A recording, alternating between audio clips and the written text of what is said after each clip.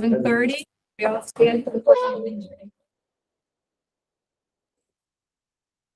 Pledge allegiance to the flag of the United States of America and to the republic for which it stands, one nation, under God, indivisible, with liberty and justice for all. We have no need for any added agenda items, so can I have a motion for our October 25th, 2023 regular meeting minutes? I'll make a motion to approve the October 25th, 2023 meeting minutes. Second. For any discussion? All in favor? Aye. Opposed? I abstain because I wasn't here. Thank you. Okay, public participation number 1. Public participation number 1. Hey, Vincent, you're up. Student representative report.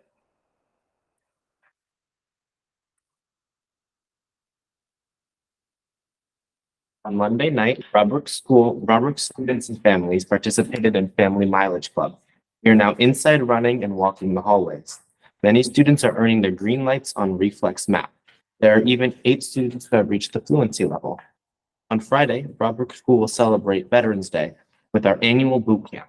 In addition, members of the Veteran Commission will teach some of our students how to fold a flag. Robert School will have a white table at lunch and read a book about the meaning of Veterans Day.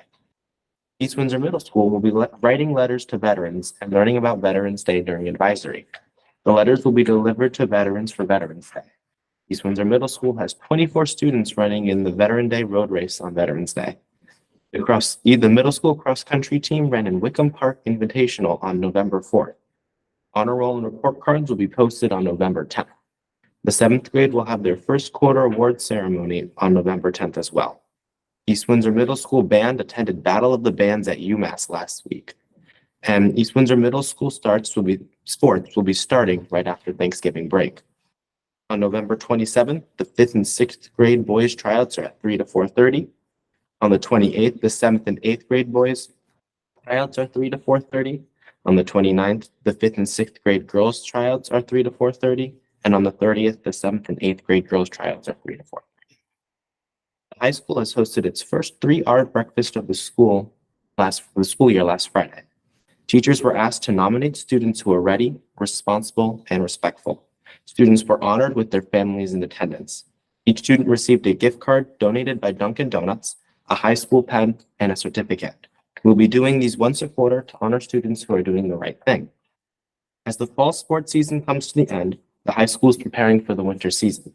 The athletic department will be hosting a winter sports parent night for any students from either the middle school or the high school who is interested in playing a winter sport. The winter sports at the middle school are boys and girls basketball. At high school, we offer boys and girls basketball, indoor track, and co-op hockey. The meeting is scheduled for Wednesday, November 15th from 6 to 7 p.m. in the high school cafeteria. For more information, please contact Gina as the athletic director. The teams begin on the following dates. Girls basketball, November 27th, boys basketball and indoor track, November 30th. This year's Spirit Week started a day early on Friday, October 20th. Spirit Days were Pink Out Day, Jersey Day, Barbie versus Oppenheimer, Bikers versus Surfers, Barbecue Dads and Soccer Moms, and Class Colors. The pep rally was held on Friday, October 27th. It included performances by our band and chorus, the acknowledgement of our fall athletes, and competitions between the classes. The door decorating competition was won by Miss Bora's advisory class, and the senior class won Spirit Week. Homecoming events included the homecoming dance, homecoming soccer night games under the lights, including senior night and the powder puff game. Special thank you to the Booster Club for all their hard work. Thank you. Thank you. Okay. Beyond to communication update. Justin? You're going to have the presentation on.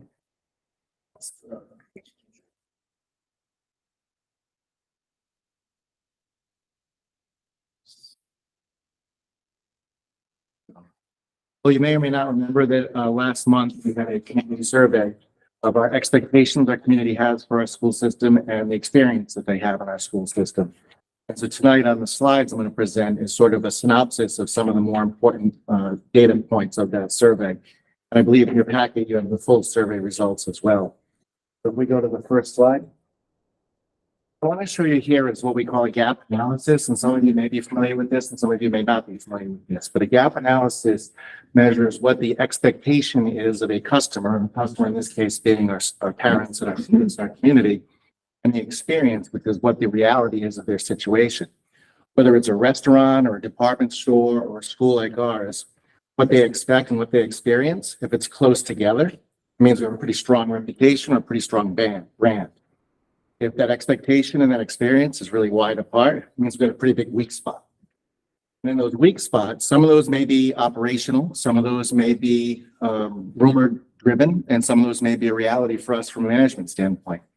So one of the examples I like to give is that, say we had just won a bunch of national awards for our STEM program at the high school, but the survey results came back and said that all the parents wish we had a really strong STEM program. That would identify to us that we have a breakdown in communication. The other part of that is we can get the survey results back and they say, we wish we had a really strong STEM program at the high school. We look internally, we talk with the principal and the superintendent, our math department, realize, yeah, we got to up our game in our math teachers. We got to find some better math teachers, some better curriculum. We're going to improve this. So that's the operational side and the expectation side. So I want to show here, and I feel like the weatherman or something like that. But on this side of the slide here, you've got the weighted average, meaning how important is the physical condition of the educational facilities in relation to student learning. And our community, by and large, says that this is a really important to very important expectation, that they believe that our facilities are directly related to a big part of our school process. When we ask them to rate the current physical conditions of our school systems and our athletic fields, you see that weighted average is 1.93, and I believe it's 1.90 there.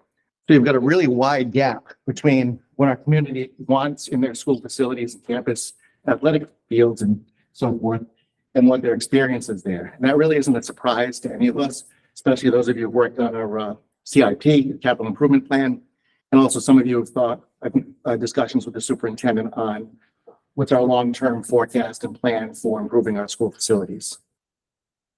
Next, so a couple other gaps I want to show you. One thing I forgot to mention is that with school studies like this, if that gap is 0.75 or less, then we're in a pretty good place. If that gap is 1 or even 2 or 3, then that's an area that generally we look at and say that's something we need to address. So one of the good things here is that how important is it for teachers and other adults in a school to know the children in their class on a personal level? That's something that for those of you who are familiar with independent or private schools, that's one of their selling points, that the teachers really get to know the kids really well. And one of the things that we're pleased to see on our results is that the teachers and other adults that are at your child's school know your child, and we're at a 2.84. So we're pretty close to that level. The other thing I would point out is if you add the well to very well together, you're getting about a 70 to 75% approval rating, so to speak. Next slide. Similarly, how important is the inclusion of arts programs, visual and performing arts in the school day? You'll see that our parent population believes that's a very important aspect of a child's education. You'll say that we're satisfied, very satisfied. You're at a 77, 78% in that range. And again, that gap is in that 0.75. So we're close. We could always do better. We're never going to get everyone to get into that very satisfied. It's another example where we're close to delivering on what our parents expect. Next one.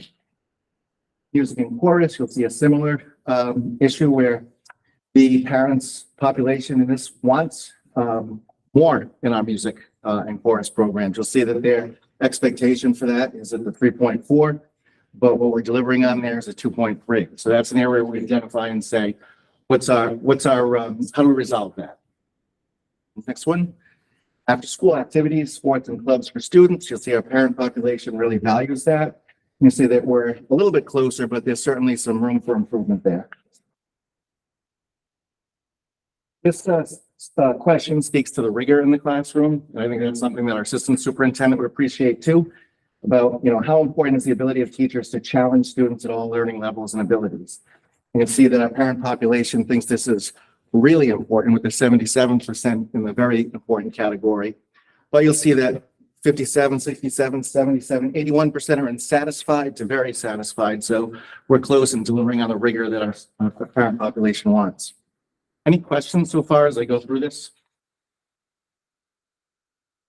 Some of the questions we're going to know about with school climate, how my child's school is a safe and secure place. 12% strongly agree, 70% agree, and only 16% disagree or strongly disagree. Bullying is not a problem in my child's school. That's one of the questions that a lot of the educators and the professional educators, some of us are professional operations side, some of us professional education side. One of the things our academic leaders talk about is what is bullying, and do we need to improve our delivery of informing parents what is and what isn't bullying, and what's our common definition of it. I know that sometimes people say that, like, if I pick on our principal and say, Allison, I don't like you, Allison goes home and says, I'm bullied today. And the parents call the school and say, my child was bullied. I go over to our assistant superintendent and I hit him in the head and I steal his lunch. And he goes home and says, how was school? Well, it was good. And so, and there's no, bullying. So what is and what isn't bullying is something that maybe we want to work on as well. But still, bullying is not a problem in my school. We see that 50% agree to strongly agree, but then you've got a larger proportion there that are in that disagree to strongly disagree. Yes. Just because this is kind of like a hot topic for me, and I feel like over the years, this is a pretty consistent showing of what we're seeing. And I think that I think I hear a lot about that definition. So I hope just in the future, we can maybe focus on seeing if we can make that more clear. And that is So one of this can have a better look for our kids. I apologize for interrupting there. That is one of the things that we're working with the principals on, especially at the middle school and high school level, to figure out how do we better communicate and inform what is and what isn't, and how do we work to make sure that nobody's feeling bullied. Next one. How important is that we provide clear and consistent news and information to you about programs? Obviously, you see that almost 90% of our parent community population wants clear and consistent information. Next one. How satisfied are parents with everything that happens in the school? How satisfied are they with us? With our school to home communications efforts? You'll see that we've got, the largest part there. There's a lot going on. Keep it up. We'll find ways to improve. And pleasantly surprised to see that only about 6 or 8% there are in the dissatisfied category. This is really interesting to us is when, I know that the superintendent and assistant superintendent and I talk sometimes about what's the best way to communicate to families and what we need. And because we're on Twitter or because some of us are on Facebook, that where our parents move at and where they want to receive information. And it's email and it's the websites and text messages and automated phone calls. I think you see a pretty significant drop off from Facebook. And then even more with the Current or the Journal Inquirer or Twitter, so far down that list. Any reaction to that? Anything surprise you on that level? Next one, please. Frightens me. It just points to the fact how important our school websites. And this was one that we were really pleased to see the results on too, that all things considered, the East Windsor Public Schools offer my child and children a quality education in a healthy and safe environment. To see that there is no agree. That's either you somewhat agree to strongly agree, somewhat disagree to strongly disagree. And you see the majority are in that somewhat agree to strongly agree category, especially that high strongly agree. That if you can get almost 40% of our parent population to say to strongly agree that we're getting a safe and quality education. Unbelievable. And just the demographic question or data for you, we have pretty clear, well-rounded survey results on that. I have a good question. Of course. These answers or these percentages you gave us are the total of all of the responses. Yes. Do you have it based by school? Yes, I can break it down that way. I'm just curious Yeah. to see if there's a difference in people's opinions based on where their children are attending school. Yeah. Was this on, or the people who were surveyed, was it just parents of children who go to school in town, or was it other stakeholders in town? It was parent, it was open to anyone in town, and we encouraged people who were alumni to people who had heard rumors. We wanted everybody to participate in the survey. So we put it on social media. We sent it to town and to the Chamber of Commerce, and we also emailed it home directly to all of our parent population. So is it, I'm just curious, when you put it on social media, is this one of these? You do it once and then you're done, or could somebody go back in and do it again and again? Just curious. Yeah, they could take it multiple times if they wanted to. And certainly there was the ability to take it for each of your children. If you had a kid at the high school, the middle school, and the elementary school, you could take it 3 different times that way. I did one for sure. Yes, I have a question. So, I'm just thinking about the community response. So you're saying that you kind of, someone was connected to the school in some way as far as a child, grandparent, aunt, uncle. Is there anything in here that is representative of what the community, you know, whether it's, you know, any citizen from the community who has a view of what's going on in schools? Because it's very parent oriented. But I don't know if it's another iteration, right? It Of was- what we would do. It was open to all residents in East Windsor. And so we did have a small percentage of residents without children in the schools. I don't remember the number off the top of my head. I think it's in the Yeah. But packet, but we had a couple of student responses as well. It was open to anyone who wanted to take it. okay, thank you.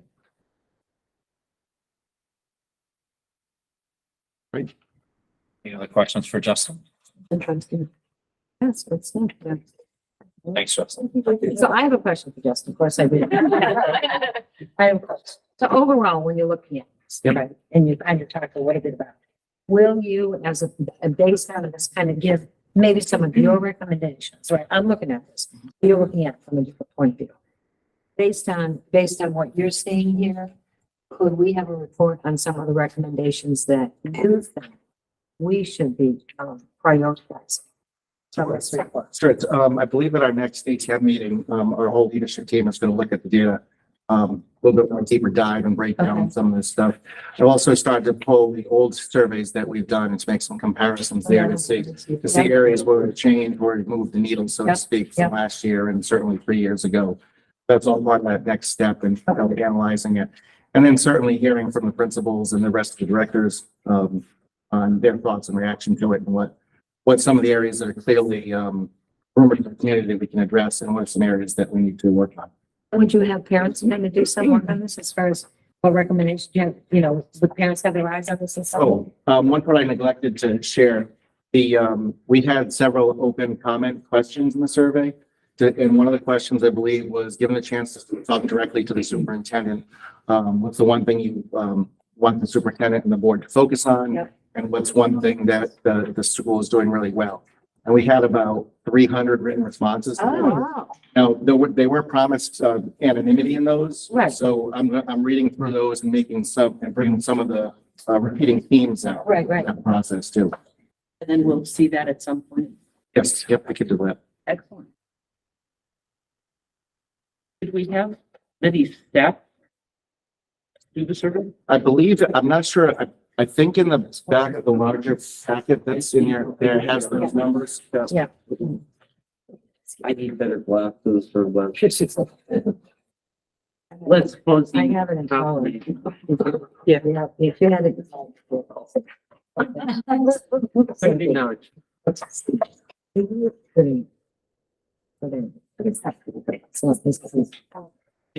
Yeah, so this is parent 39, so that's great. Okay, and I am a school teacher employed with no children, so Okay, that's so that's 14%. 14%. I mean, one thing that we could do is just as a suggestion, I mean, the board talked about, because your goals are relatively, new, but as far as reviewing, seeing where you are with your own goals. One thing is Justin led that work, so currently, and utilize him again, but he could bring that information forward, during that time as well, because that would probably be an appropriate time. See if we're really aligned. And maybe working on it already. Is it possible to get all of this Because there's more questions that you didn't touch on. Is it possible to have it like in Google Docs or something? We can look. Oh, yeah, we have the survey in a slideshow, the complete results. I believe we printed a version out in the packet, but I can. Yeah, I have the printed, but if we could put it up on Google, it makes it easier for me to read. We can send that out to the entire board tomorrow. Thank you. Any other questions, statements? Thank you, Justin. Thanks, Justin. East Windsor High School report. Good evening, everyone. Hi. Good. Memory. All right. So thanks so much for meeting, for listening to us. It's kind of a nice time to have this report because we just finished our first quarter of school. So we did a lot of activities, a lot of events during the first quarter of school. And as we do our presentation, you'll see how the items that we have been doing in our school directly linked to your strategic plan for our school district and the goals that you had set for the strategic plan and the strategies that you have within those goals for us to do. So next slide. All right, so as you all know, goal one is expanding the Portrait of the Graduate program to all grade levels. And one of the strategies in the strategic plan is to address K-12 curriculum needs. And so one of the things that we've done this year is we have a business teacher at the high school who's teaching business classes. Right now, the teacher is teaching concepts of business. And so it's kind of an intro class for our students. So they've been working on the curriculum for that class. This past summer, we did a lot of curriculum work on a lot of the new courses that we proposed to you last spring. And also we've been doing a lot of curriculum work, revisions of curriculum work that were on the strategic plan as part of the cycle that Daryl has spoken to you all about. That's how we've been addressing those. We've also been trying to expand our dual enrollment practice, our dual enrollment opportunities for students. So once again, to have students have post-secondary opportunities while they're in the high school. I've spoken to this quite a bit when I'm with you all because it's really important to us, and our vision is to give students a post-secondary experience while they're in high school to see if that's something that they really want to do, so that when they go to college or wherever they decide to go, they can know if that's an avenue they want to pursue or not. So we're really looking to expand some of our dual enrollment opportunities, and Barbie can speak to some of those. Yep, and then the other work we're continuing from a couple of years ago and last year is our pathways work. We are expanding our advisory board this year. This is actually a picture of Megan Ashley from Ally Printing right here in East Windsor. She came to speak to the business class about what Ally Printing does and basically all the different components of Ally Printing. Our pathways work this year for our advisory board. We've added 2 more members, so we're expanding that. I think we're up to like 27. I can't keep counting more. But anyways, the new members are MDC as well as Windsor Federal. So we're having a lot more community and business leaders join our advisory board to help us plan. And talking about post-secondary options, what our advisory board is focusing on this year is, continuously always looking at our curriculum, making sure we're supporting our students for whatever path they choose after high school. But this year, focusing on what certifications our students can earn while in high school or start the process of towards a certification. So for example, the gentleman that has joined us this year from the MDC spoke about that the MDC has 3 entry-level positions currently. They're adding 2 more for a total of 5. And to really start looking at a way to for our students to get a certification in water operations and management. And they have a program through the University of Sacramento. So really like looking at our program of studies, what we have to offer and see how we can kind of gear our kids towards that certification if they're so much interested. Flip side is a lot of our business partners come into our school, like we see Megan Ashley. MDC will be coming in with our environmental science class to co-teach with a teacher about really water management. As he said, the water in your toilet is very different than the water you drink. So important to remember that. Another strategy in the strategic plan is to continue the implementation of evidence and our research instructional strategies. We're going to continue to do that at the high school. One of the things that we have is we have our instructional commitments, and all of our teachers know those instructional commitments. And one way that we kind of monitor the instructional commitments and gear our professional development on that is through our walkthrough data, and things like that. Yeah, you can go to the next slide. So this is just kind of a zoom in on that. But what we do is Barb and I walk around and we go into classrooms, we collect data based on the 5 instructional commitments, which are, really good pedagogy things that we want all our teachers to do. And we collect data on that. And then I report that out each week to the teachers in what I call post-it. And so this is just an example of we were talking about the learning target and the objective, and I kind of monitor how they're doing on a weekly basis. And then we give them some examples of some teachers that are doing it really well and pictures of that and what we observed during the week in that weekly post-it. Other things we give them data on is attendance. We'll talk about our instructional leadership team. So our instructional leadership team works together with the other 2 schools. So we're all kind of consistent in the district. So we're all kind of doing the same thing. So you can really see if your kid's in one classroom in the middle school and you go to the high school, a lot of our commitments are very similar. And so that team meets together, and then we communicate about anything that team's doing. There's a lot of other ways I communicate things that are happening in the school with the staff, but for the strategic plan, things like that, this was kind of the focus that I really wanted to bring to your attention tonight, about our walkthrough data and the ILT work and the attendance data.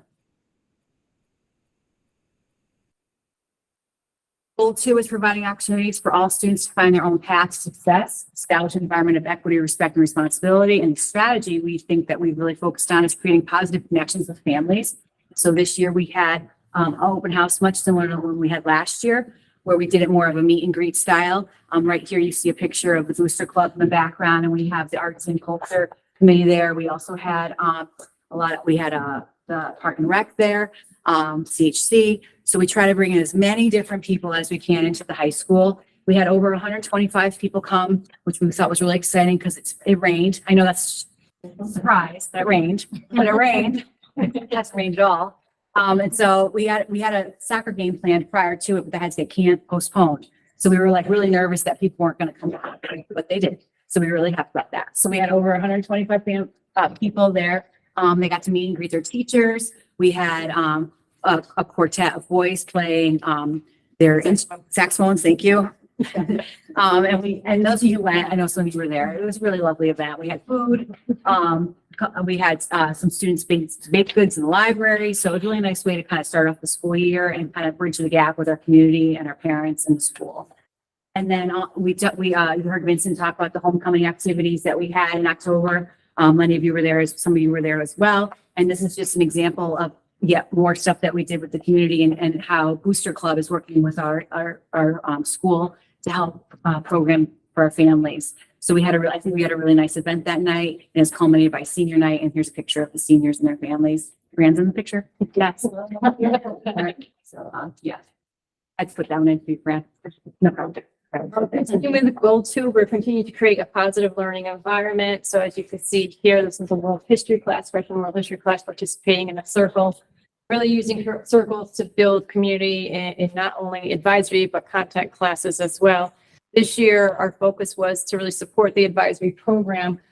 We section off part of our professional development for teachers to review the upcoming monthly advisory lessons. So this way they can really take a deep dive into them, ask questions, share out ideas with each other, look at the circle prompts in advance, and we're finding overall that it's pretty successful. A lot of teachers actually have added videos or little short clips to those advisory lessons, all in efforts to look at social emotional learning, but also build this community in our school as well. I can just add to Barbara and the committee came up with a team building activity this fall to do a door decorating contest, and it really took off. And a lot of the advisories that maybe didn't work together as a team, you saw students working with their peers that you never thought would work together, all on these doors. And the theme was to school community or something they're proud of, and it was really nice. So it was great. We had a lot of teachers say, I didn't even know they would ever have done that. So I think it was good. It was good too to have a teacher see that side of the students. So then that made their advisory more of a community, and it's easier now for them to do some of those advisory activities. Broke the ice a little bit.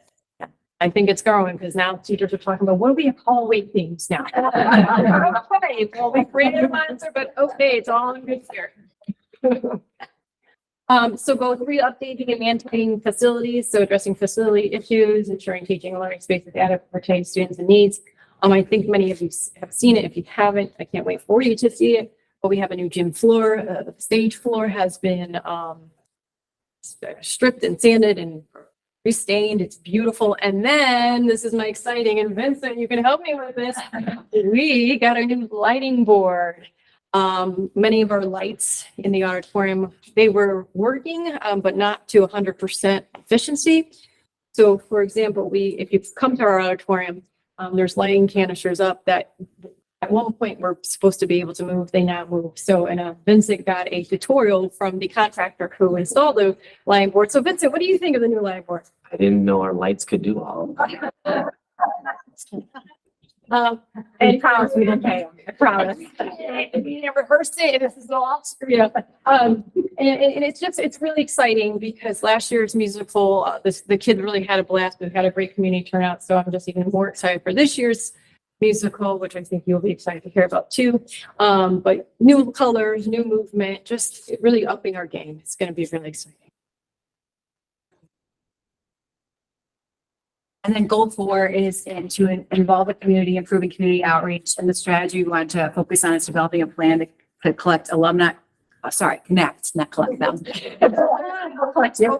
So they can come back. Connect alumni, seniors, and other community groups and with schools and programs. And so for the middle school and the Broadbrook School, their alumni are our students. And so we really make efforts to try to connect our students to those schools. And on October 18th, it was Unity Day. And so we had students go to Broadbrook and the middle school and do a lesson for the students. And you see Ryan there with a group of students and he's reading to them.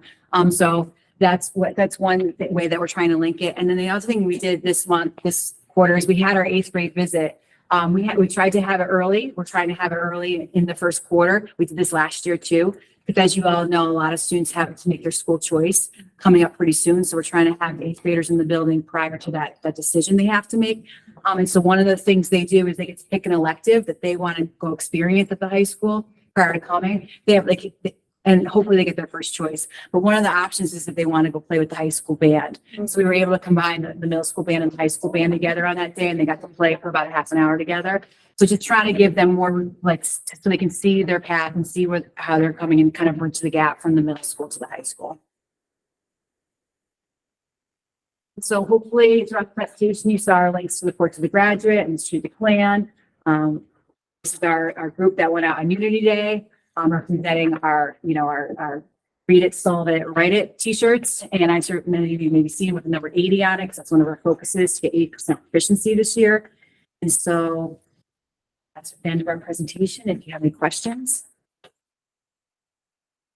Can you tell us what the musical is this year? Okay. What happens in this room, even though it's recorded. Tomorrow, the students will get notification that this year's musical is Snoopy. Yes. Oh, no. So you're all coming. Great. I'll see you next week. There was a lot of choice. So auditions will be this coming Monday and Thursday. So we're excited. Something fun for the whole community. Awesome. One of the things that was kind of just not to go on this, but I'm going to. But it was kind of cool is because we were able to start a little earlier this year. The drama director was able to do lessons with the students. And so she was able to teach them how do you audition and what should you do, and taught them different venues. And one of them was on how to do makeup to have fun. They did. So right on the week of Halloween, they did bloods. Fake blood and wounds. So Barbara's having her advisory committee meeting in the library, and all the drama team comes in. And they're all like Miss K. What's going on? She's really it's makeup. It's Anyways, we're excited. I know, Ryan Willie, you mentioned him, Oh, but yeah. did you want to just highlight today too? Sure. Sure. No. So November 8th, it's National Signing Day, and today Ryan Willie signed with Assumption College at the school. So you'll see that on Facebook and everything like that. For But, golf scholarship. for a golf scholarship, yes, he signed for golf. Yeah. Oh, wow. So, yeah, we had that today. That's very exciting. Thank you both. Thank you. Appreciate it. Thanks, Allison. Thank Thanks, Barbara.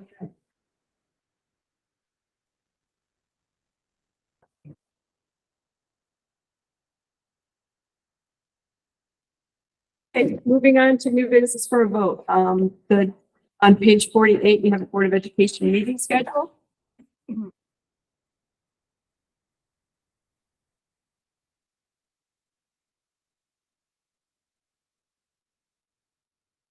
It pretty much reflects, this past calendar year schedule. I'm just looking at a couple of highlights. It's still the November meeting is, the second November meeting is, should be the Tuesday before Thanksgiving, not the Wednesday. So that should be consistent. And the other one is because of, high school, graduation, the first week of June and not the second. Anybody have any questions?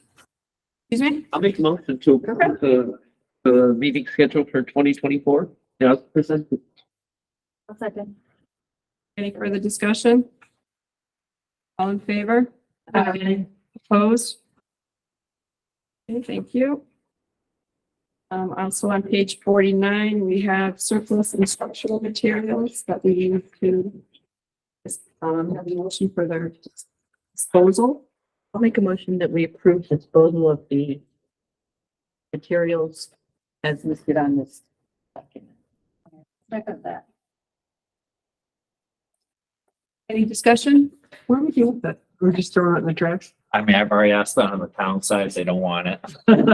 Looks like pretty bad. It is. It just needs to go. I mean, I know we're in the process of uphauling, overhauling our policy. I actually can't find our current policy where it needs to be brought to the board to vote on, but it's been past practice forever. So certainly don't want to break past practice. But it's something that we will be reviewing this year through updating our policies this year. Any further discussion? All in favor? Where does it go? Trash. Yeah. Sorry. Sound good. All in favor? Aye. Opposed? Any liaison reports? What's it called?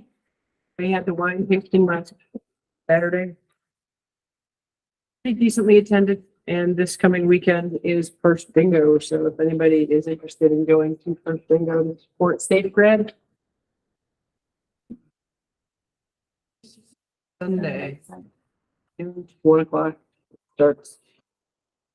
The Enfield. I can hook you up with the right place to buy your ticket. Anyone else have any liaison reports? Okay. Public participation number 2.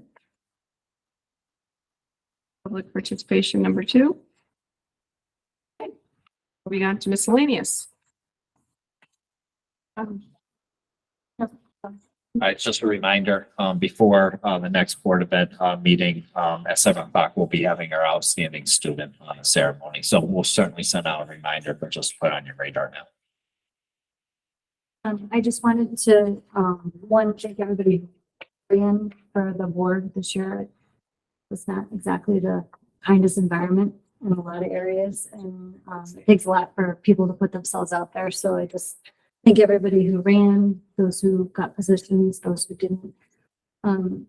We have Linda and Randy who are leaving us tonight. So I just wanted to say thank you to both of you for just your years of participation and just the guidance you've given all of us, and I appreciate it. So thank you both. Yeah, definitely. Thank you for your service. Thank you, Linda, for your last 2 years on the board. And I believe Randy is at 10 years now, 10 and a half. So we really appreciate your service to the board.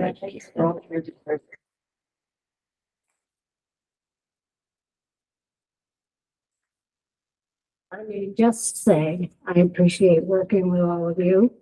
I've learned a lot, and I won't forget this. It was a learning experience. Anybody else? Okay. I'd like to start by saying thank you to Linda